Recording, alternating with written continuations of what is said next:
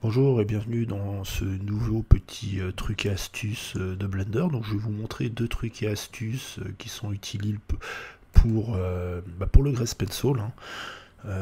Donc ici je fais quelques tracés en Grace Pencil et vous pouvez déjà voir que c'est pas comme le Grace Pencil classique, hein.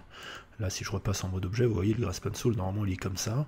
Et là, je suis passé en fait en mode edit car tous les outils de la 3D ont été adaptés en fait au Grace Pencil à partir de la version 2.8. Donc ça change complètement ce qu'était le Grace Pencil. Le Grace Pencil à la base c'était juste un outil d'annotation pour les modèles 3D. Maintenant c'est devenu un outil de dessin à part entière et même un outil d'animation.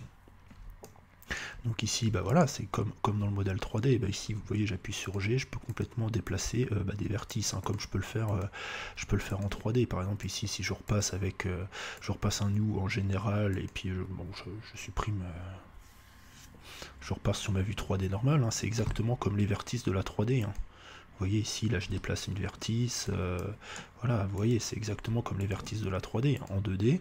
Ici, je vais aller dans New et je passe en animation 2D. Je sauvegarde pas, donc je repasse dans le mode que j'avais tout de suite, je fais un tracé, n'importe quoi, voilà, comme ça, et je passe ici du mode draw en fait au mode edit, et dans le mode edit, vous voyez ici, là j'ai plein de vertices, et je peux faire G, voilà, et en déplacer une, ou alors faire O pour le déplacement proportionnel, et ici j'appuie sur G, et vous voyez là je déplace toute ma... énormément de vertices, hein. Je peux choisir le rayon d'action en tournant la molette de la souris. Et vous voyez ici, je peux complètement déplacer mon modèle. Voilà. Voilà. Donc voilà, hein, donc l'outil d'édit est aussi très important, l'outil de sculpt, hein. Toutes les fonctions de sculpt sont aussi disponibles, hein. Vous voyez, vous connaissez sûrement déjà l'outil sculpt, hein. Je ne vais pas vous le remontrer parce que là ça va être un peu compliqué. Mais vous voyez là, c'est les outils de sculpt pour faire de la sculpture 3D sont si utiles dans le Grace Pencil. Donc ici on a l'outil de tirer en fait. Là l'outil de tourbillon, donc ici on va pouvoir tourner. On peut choisir une force plus importante, hein. Et un rayon, surtout un rayon plus important. Et vous voyez ici avec un rayon plus important, voyez, on fait vraiment tourner le modèle. On peut le tirer aussi là, comme je faisais tout à l'heure. Donc là c'est le pincer. Non, ça c'est... On va rajouter un peu de rayon, hein, à la force. Ça c'est vraiment pour pincer, vous voyez, ça réduit en fait le tracé par point.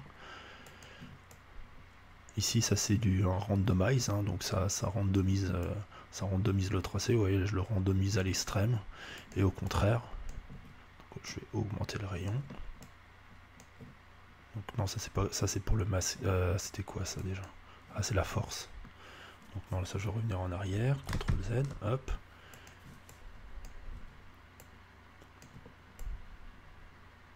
Ah voilà, et puis ça permet d'agrandir le tracé.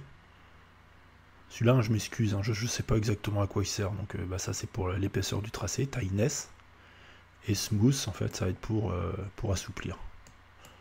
Et là, on a tendance à agrandir le tracé. Bon voilà, après il faut faire beaucoup de tests, hein. Moi, je viens de découvrir, hein. Je vous montre alors que je viens de découvrir, mais voilà, comme souvent sur ma chaîne, à chaque fois que je découvre un truc génial, j'avais envie de le partager. C'est l'essence un peu de la chaîne Blender Coach, qui est maintenant et Blenderologie. Voilà, donc voilà, c'est tout pour cette vidéo, hein. Je voulais juste vous présenter ces deux outils, et je vous dis à très bientôt dans une prochaine vidéo, sûrement sur le Grace Pencil également. Allez, à très bientôt.